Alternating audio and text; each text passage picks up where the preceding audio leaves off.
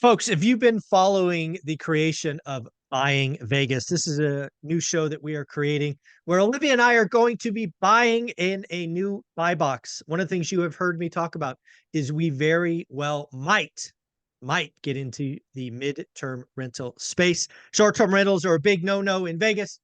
I've talked to lots of people there that midterm rentals is the spot. So I thought, hey, why not reach out to somebody who's actually in that spot, ask some questions, get some mentoring, and see what's what. Let's welcome Jesse to the show. How you doing, man?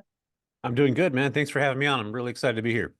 Absolutely. Let's give a special shout out to Jen. Jen made this happen. She is a wonderful contributor, one rental at a time, always looking for new and exciting guests. And she knew that Olivia and I might go midterm. And she's like, hey, you got to talk to Jesse. So shout out Jen. So Jesse, give us your story. What's the background? What's your story?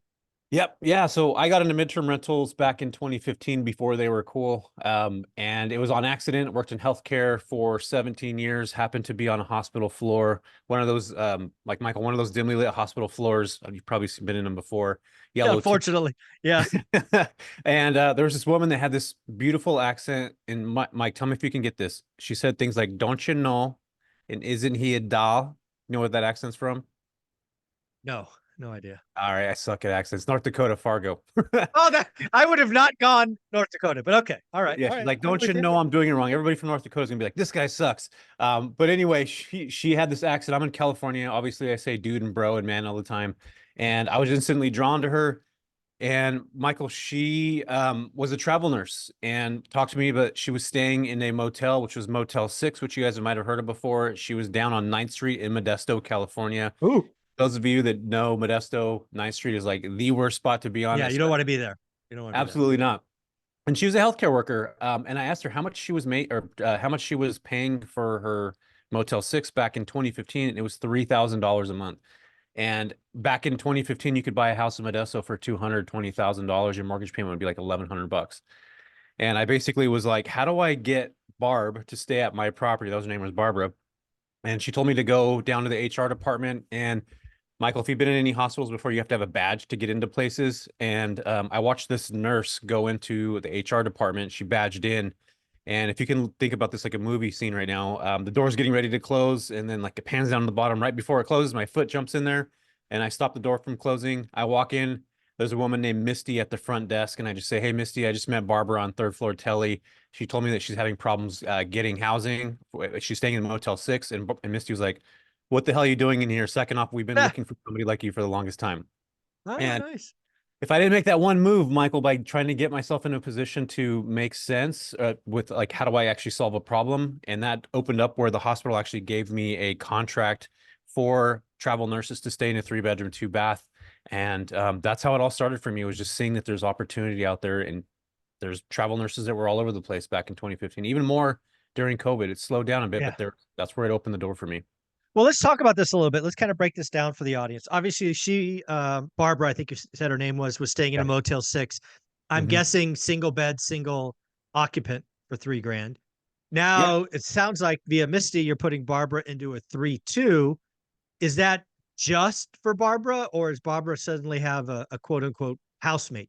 Yeah, so crazy thing, or not crazy, but a lot of travel nurses travel in groups, though, Oh, especially since like millennials love traveling in groups.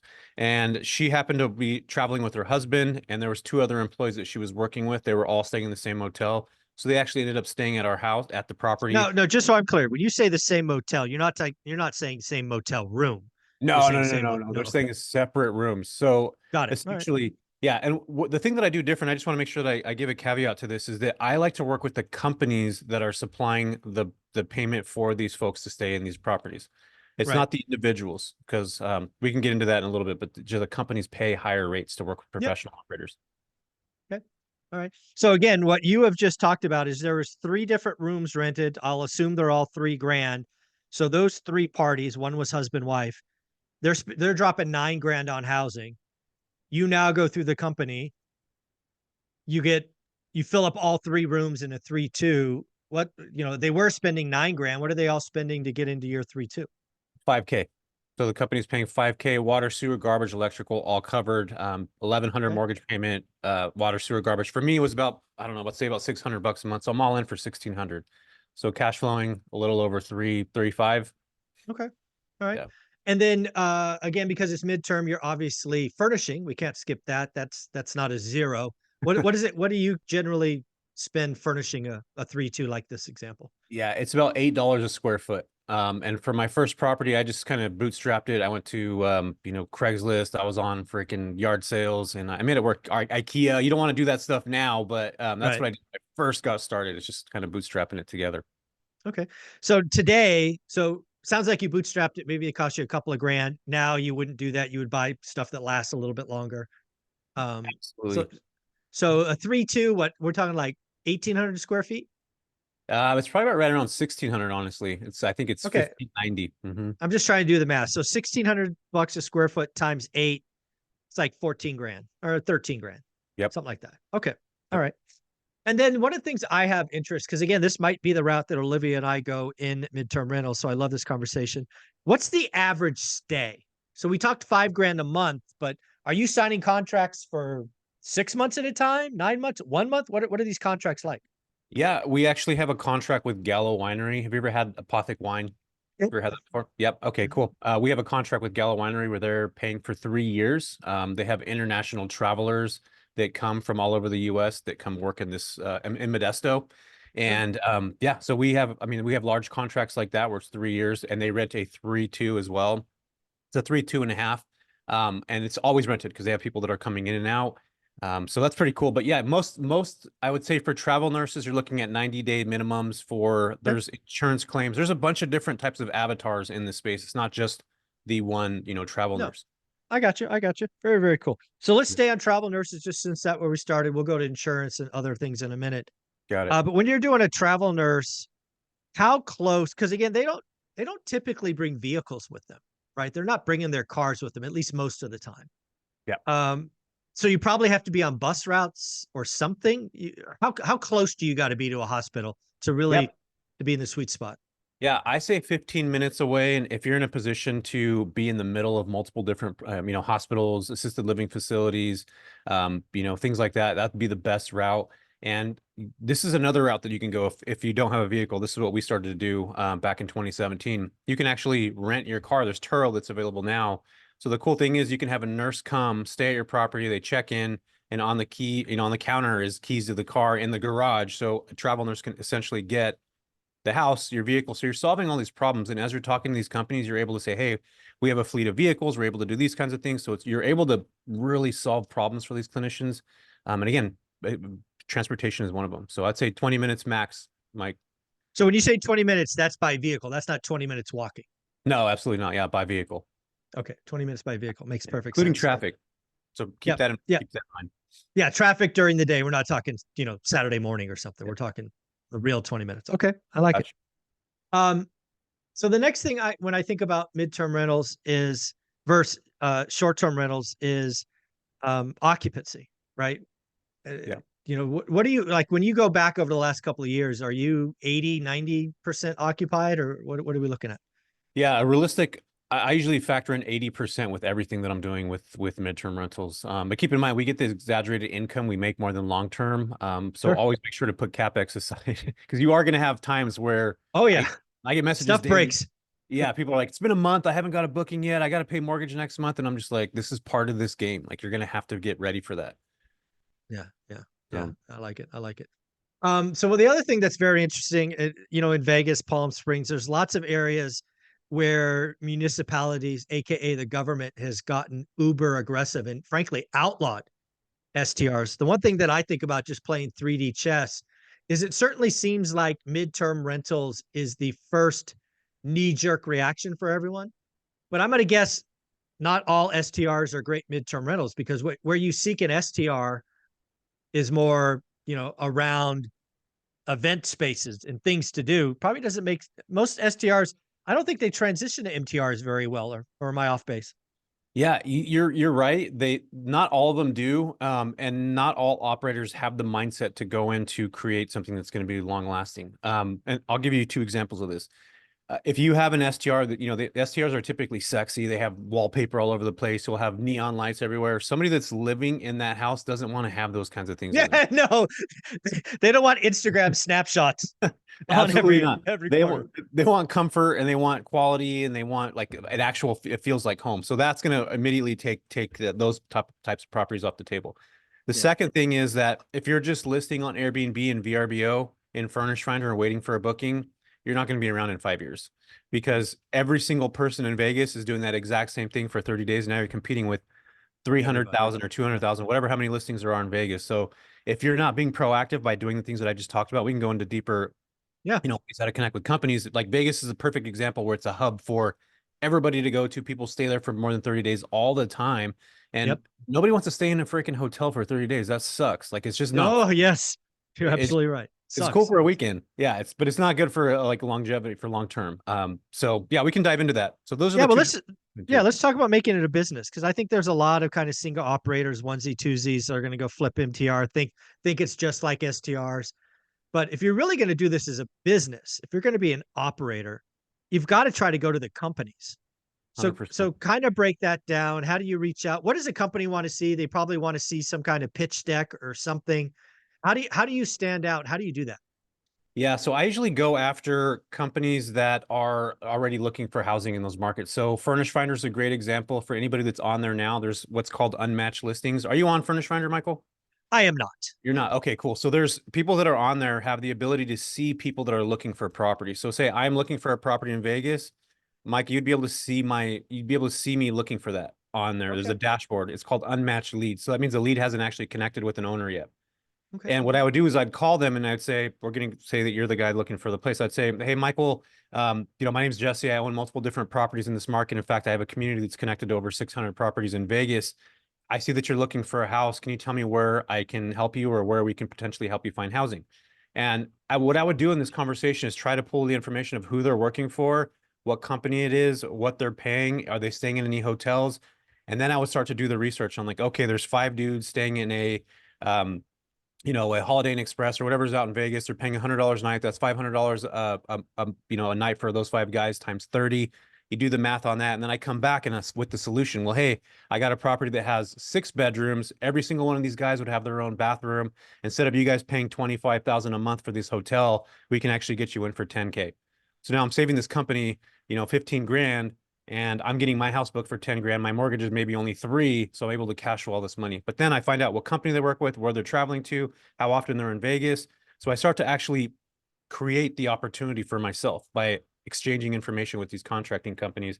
And that's just one way of doing it. There's a billion ways to do it, but that for me has been the one of the most the best ways to do it. And I I love that because that's just another example of what I always talk about. One of my 7 rules is to continually network. Every week you got to try to meet 2 new people. If you're going to be a near-term midterm rental, you should be all over Furnish Finder.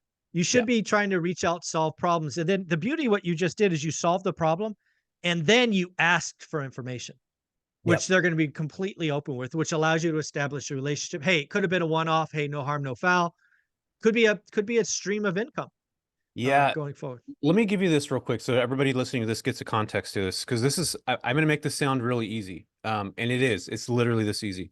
I drove, Dave and Buster's. You're familiar with Mhm. that, Michael? Yep. Okay, cool. There was Mhm. one being built in my market, in my area, and there was trucks, work trucks that had Louisiana plates. I saw that on there. I drove by. I took a picture of the work truck like a creeper. The next day, I called the company that was on the truck and I talked to a woman. And what happened is they had 5 engineers that were staying at a Red Lion hotel, and they were paying $180 a night for these guys to have a Oof. hotel. Their job site was zero point 0.5 miles away from my property that I had. She ended up telling me on the phone that they were paying $30,000 a month for lodging. They didn't work for David Buster's. They were a subcontracting company. And what I was able to do was get them into a property, save them, $20,000, created that relationship with them. And that was me driving for contracts, like driving for, like, I just took a Like picture of a driving truck. for dollars, yeah. Exactly. Same exact concept. And what we did is we were able to make, $30,000 over 3 months. Those dudes actually extended for another month, for 4 months, so 40 grand, saved the company $80,000 over that time frame. And you're probably thinking like, why would a company ever pay that type of money? Well, companies like that will pay for housing that's a little bit exaggerated. It's a write-off for these companies, so they'll actually Oh use it. yeah, it's an expense line to them. They have. I mean, I was one of those executives. We budget housing, or Yeah, what? Yeah, and hey, instead of spending 80, I spend 40. I sign me up all day long. I get to use that 40K for bonuses or something else. Absolutely. and that's Wouldn't exactly even wouldn't even think twice. And that's exactly what the company did. And sometimes you have to be that person that kind of comes in and forces that thought process in the head of those companies. Because again, you're saving money. These guys are complaining about being in a room. And if you guys have ever been in these hotels, there's not even anywhere to cook. Like you can't Yeah, cook anything or anything. You're in a 200 square foot room. So all the guys went into one place and it was a property that we had. And at the end of the day, it solved the problem for the company. And those yeah. guys had their own space, to operate and work in. I So like it. So one of the things when I'm playing this out, when you're kind of introducing this wonderful concept to me, is do you find the demand first and then the house? Like how does Jesse shop for your next property? Are you yeah, looking for are you looking for demand and then you buy, or you find a great deal and then you look for demand? How does that work, Jesse? yeah, I look for demand first. I'm always a demand person. If there's demand that's Interesting. in a market, then I'll make sure to move in that position. Are you familiar with, Livermore, California? You know Livermore, right? Of course. Yeah, yeah, yeah. Well, there's companies that come serve windmill folks out there. Mhm. And in Livermore, you would think it's way too expensive to buy any property or have any duplexes or anything like that. Well, we have a contract with a windmill company where they send guys to come out and work on these places from all over the US. And you can find a little opportunity like that, and that one opportunity can work with you for 5, 7, 8, 10 years because you're now part of that community. So yeah, you can find something small, like I just mentioned now, or you can go on furnishfinder.com/stats. So Michael, I would do this when you Mhm. get a chance and look at Las Vegas, see how many whole homes there are, and look at how many tenant searches there has been within the last 12 months. So it'll actually show you that. And I'll just say like right now, Vegas probably has, maybe we could do it live right now. Hey, And let's even do it live. I'll give you access to share. Hey, look at that. Now you have access to share. okay, cool. Let's do this real quick. So furnishfinder.com/stats. I'm gonna go ahead and go into this. You're not quite sharing it. There you go. There we go. Okay, Okay. cool. So let's go into stats. Here we go. Las Vegas. Whoops. Let's do Henderson. Let's be specific. Henderson. There we go. Henderson, Nevada. We're gonna view the stats here. I agree to it. Now check this out. We're just doing 10 miles right here, okay? Yeah. This is what I love. You have 590,000 searches in the last 12 months. Or excuse me, 590,000 direct messages sent to homeowners. There's been almost 1 million people that looked at these pages. Okay. And now this is what I love here. There's 2,100 or almost 2,200 listings, and there's only 1,400 whole homes in Henderson. You see the Okay. supply and demand issue we got here. 590,000 messages that were sent to Now homeowners. you've done that a lot. You've done this a lot. So I mean, we Yeah. don't have context. Is that crazy high? Is that usual? I mean, This is really good. So you have, yeah. So what I look at is, see how here on this graph it shows us, there's a pie chart, you guys, that shows that there's 58% is more than $2,500. So mm, anytime I have over 50% of $2,500, like those are the people that are searching for properties that are a little bit bigger. So that yep. means that property is going to be $2,500 or more. Great, perfect. We Okay. want that. 1,400 homes, which is awesome. And then you have 590,000 direct messages that were sent out to people on here. So that's what Wow. I love to look at.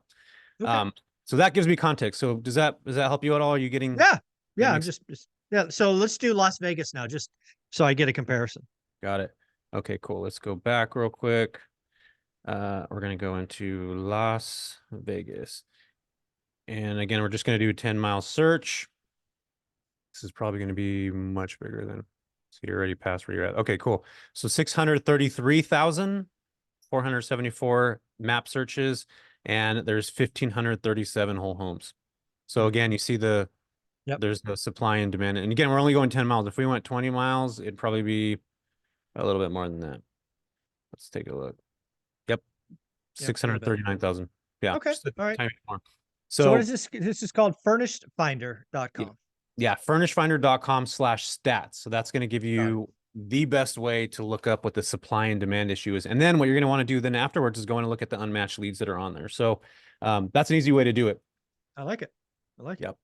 So Real let's quick, talk about the other things. Everybody, oh, go ahead. You have something? let me give you one more tip. This is like my secret stuff here is Ooh, if I you like go it. to indeed.com Hmm. and just type in registered travel nurse and Las Vegas, Nevada. And Okay. at that point, you will see every single company that's hiring. And when you do Mm, that, you can now give each one of these folks a call, these companies, and start saying, "Hey, I got housing here. This is what I do. Here's how I operate." And that's how you build that's how you start to build a successful business without having to pay for leads. Can I share my right. screen one time? Yeah, Do you go mind? for it. Hey, no, hey, Okay, you got cool. floor is yours. Let's do this real quick. Okay, cool. I just did this. Registered nurse, a registered. Let's do travel nurse. This is what they're hiring for in Las Vegas. So now you see Right. this, Michael, I can now see every single company that's hiring travel nurses in these markets. So now I can start reaching out and saying, hey, Kate, they're hiring a case manager, a psychiatric nurse at, I like it. Las Vegas. So I can now start making these calls and connecting with these companies and trying to get them to use us for housing. And there's probably tons of leads down here, more Oh than yeah, 3 pages of leads. 3 pages. Yeah. So Oh, I love yeah, this. Okay, another way to I like it. build. No, I like it. So one of the things that I'm seeing with midterm rentals, so short-term rentals, midterm rentals, and then what I do, just boring long-term, right? Is um first off, short-term is not even treated the same, right? It's a hospitality business, not passive, right? Treated by the IRS. Right. Midterm rentals, because the average stay is greater than 7 days, I'm guessing rolls into the passive category by the IRS. Is that true? That is true unless you operate, there's a loophole with this. Unless you operate like a hotel. So if I have a cleaner that goes out weekly, if we do a grocery delivery service, if we do a cars, so now I'm considered in the hospitality sector. And just so you guys know, midterm is hospitality. You're still Yeah, in that game. that's where I'm going. Yeah, I'm Yeah, going but there. the IRS does recognize it. So you can get the tax loopholes that you would get with a short-term rental with midterm if you're able to operate in that way, which is pretty Yeah. cool. Yeah, I'm certainly not suggesting challenging the IRS. I just thought it would be different given that hard and fast rule of 7 day average. No big Yeah. deal. Yeah. But the idea where I was going with is okay, midterm is kind of like this middle ground. And when I think about midterms and long term, the one thing that you're doing that I never do is basically you're looking to staff up, right? You're looking to find the occupants, right? You're looking to create the relationships. Right. In the long term game, you post an ad, you know, it fills up. Right. However, your income is probably at least top line 2x conservatively, probably more like 3x in some situations, a long term rental. Yeah, it's definitely 2x. We have even up to 5x. We haven't even talked about insurance relocation claims or anything like that. So there's definitely ways to improve income in that. But I would say your traditional midterm, if you're going after companies, is 2x long-term rental rates. Yeah, and that's top line. You have a little bit more expenses, but again, the net's got to be 80 to 100% higher, I would guess. Yeah, yeah, 100%. Yeah, it's about 80. I would say about 80 and some change, which is pretty freaking Yeah, awesome. yeah, exactly, exactly. I guess the one question I have, because again, you're a pro at this, is how many hours a month are you working? Are you networking basically? Are you looking to create relationships? I mean, because that's certainly not going to be zero, just given all the impressive things you've shown. How many hours are you spending kind of really treating it like a business? Yeah, I wouldn't. I'm not doing them anymore. We have, VAs and all kinds of stuff, team members and all that do that. But when I was doing it on my own, it was probably 20, 25 hours a week minimum of like Yeah. making phone calls, 100 calls a week, just like a wholesaler would do. Yeah. Same exact kind of concept. In fact, if you're a wholesaler, you probably have a leg up on everybody in this space because you have the ability to pick up the phone and get rejected and you're Just fine. dial, dial, dial, Yeah, right?